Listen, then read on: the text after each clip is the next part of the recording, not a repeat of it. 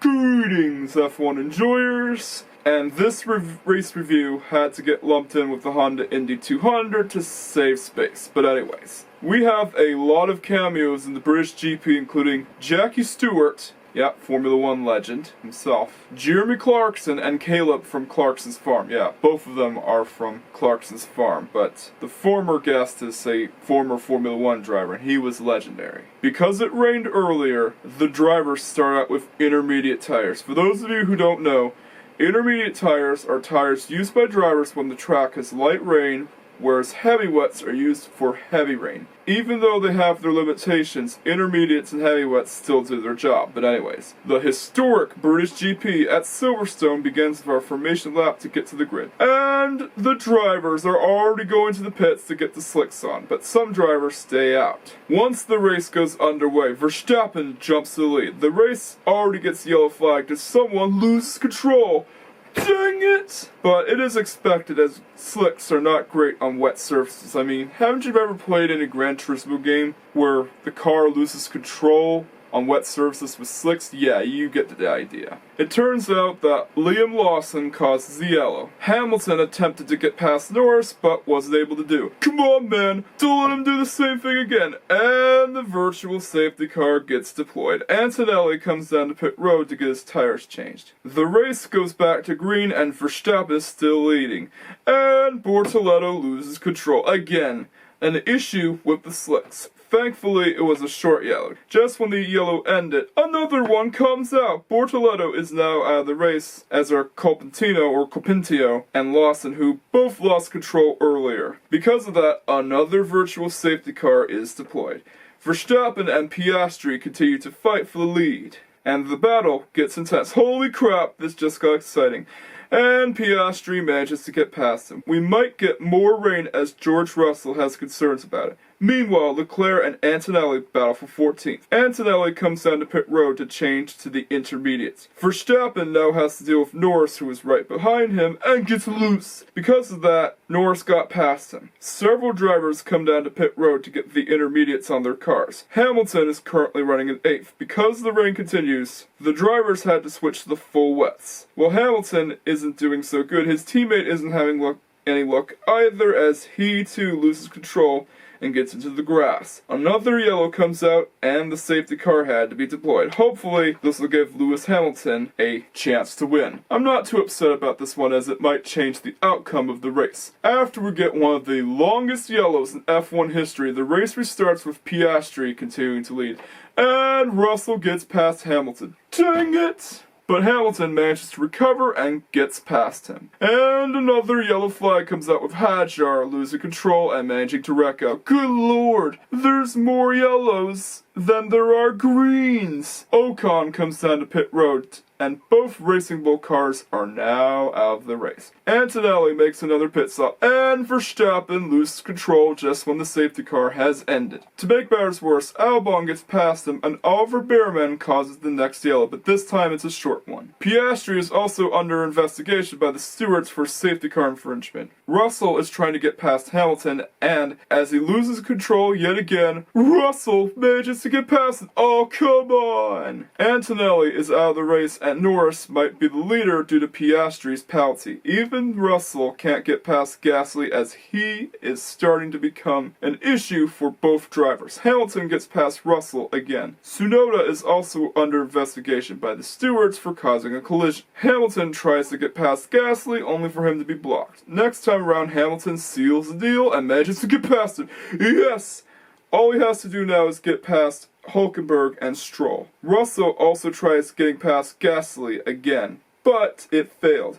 Alonso and Russell come down to pit road to get their tires changed, and Russell loses control. Hamilton comes down to pit road to get the softs on his car. Leclerc is now ahead of Hamilton until he pits in. Piastri is next to come down to pit road, and he had to give up the lead to Norris due to his penalty. Bearman loses control yet again, and another short yellow is thrown. Norris is next to come down to pit road. Verstappen is also complaining about the balance issues on the radio. Alonso gets past Albon for 8th. Then all of a sudden, Piastri nearly loses control. On the final lap, Norris takes home another win, but Hamilton is still not on the podium. Yeah, aside from Nico Hulkenburg's unexpected podium finish, which a lot of people commented about and talked about, the British Grand Prix was a terrible disappointment. And the only redeeming thing about it was Nico Hulkenburg's podium finish. It was the highlight of the race. But it was still ruined by rain, and it ran under the safety car for nearly half the race.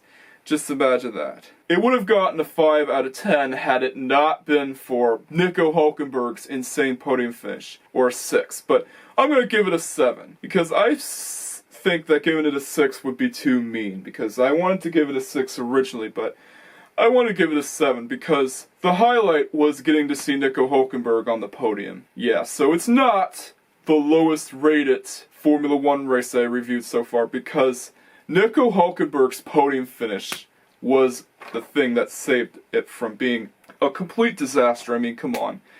You have a backmarker on the podium. That's pretty much like the equivalent of seeing one of the Liettenhaus cars in the early 90s get past Senna for a podium finish. It's just surreal. But anyways, hopefully the Honda Indy 200 will be better. So let's jump ahead to that race next, shall we?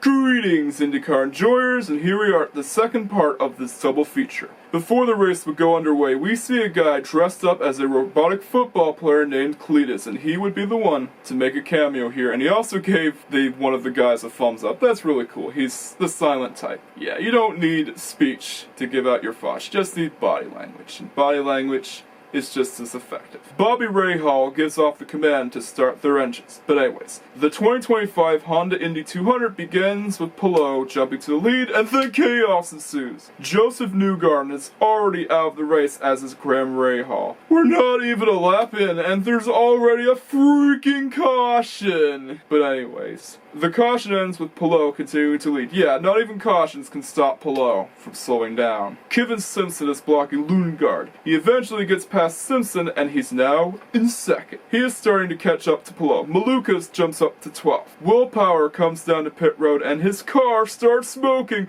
Ooh! Hopefully, they'll bounce back at Iowa. Alex Palou's lead gap starts increasing, and there's no signs of him slowing down. Kirkwood is next to come down to pit road to get fresh tires. Even at lap 16, there's just no stopping Palou. Meanwhile, Ferrucci defends Malukas for 20 seconds. So far, not much is going on. Marcus Ericsson decides to come down to pit road. Herta is starting to get faster lap times than Palou, and if he wins, we might get our first winner besides Palou and Kirkwood. Palou's lead gap starts to shrink a bit, but he also tries gaining it back. Lundgaard is next to come down to pit road and gives up second to Simpson. Palou comes down to pit road and switches to the hard compounds. Simpson is now leading. Rosenqvist manages to get past Palou, and this is good for him as he might get a chance to win here. Herta is next to come down to pit road, and then Simpson joins in a lap later. Rasmussen loses control, and there might be a caution. Dixon is next to come down to pit road. Lundgaard is starting to catch up to Palou, and as expected, the caution comes out. This might shake things up.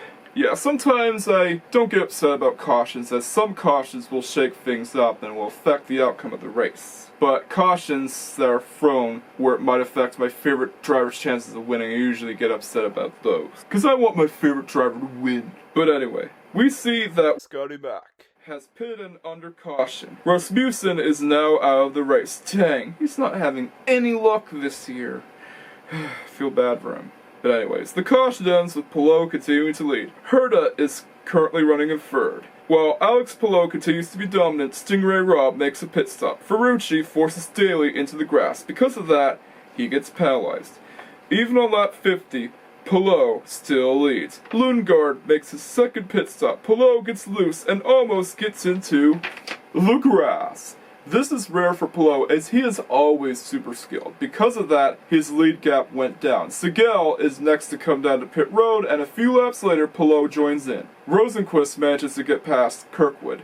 It's now a Ganassi 1-2-3 as all Ganassi drivers are in the top 3. Dixon is next to come down to pit road and Simpson joins alongside him. And then there's trouble on pit road. O'Ward is next to come down to pit road. Palou struggles to get past Rob, who is slowing him down, but he eventually gets past him. Simpson has to come down to pit road to serve his penalty. Lundgaard comes down to pit road again, and we might see Palou come down next. Told you so, Palou is next to come down. He's now a few seconds ahead of Dixon. Herta is now in the lead. Herta is next to come down to pit road and gives up the lead to Palou. Despite this, Dixon is not slowing down. Although Palou does gain a huge lead gap. Segal is next to come down to pit road, or Seagull, or however you want to pronounce it. And then Palou makes a mistake, which is rare for him, and Dixon is now in the lead. Holy crapper, this could be it! Yeah, as much as I want to see Palou win, I don't mind seeing another driver take a win, because I do want to see drivers other than Palou and Kirkwood win here. On the final lap, the battle for the lead continues. It's a close battle as Scott Dixon finally becomes the first different winner in the 2025 IndyCar Series season. Yeah, you guys say IndyCar is boring nowadays, but this race is anything but boring. It gets a 9 out of 10 for the fact that the race got exciting in the end. What looked to be another surefire Palou win turned into a Dixon win. Who knows if we'll get a different winner at Iowa, and who knows if a Chevy will ever go to victory lane at Iowa. I hope that a Chevy wins both races, because next weekend is double points weekend in Iowa, and it's why I'm going to have some corn. Yeah, corn on the cob is a good classic. While Palou didn't win, I'm still glad that Dixon got to win for the first time in 2025, and that's why IndyCar can be unpredictable sometimes, because you never know what's going to happen. Dixon became the first winner besides Palou and Kirkwood to win in 2025 and has now set a new record. Congratulations, Dixon. You are amazing. But anyways, this is the Bandito signing off. Don't forget to like, comment, subscribe, and hit that notification bell just in case you haven't already done so. Catch you guys next time, and peace out.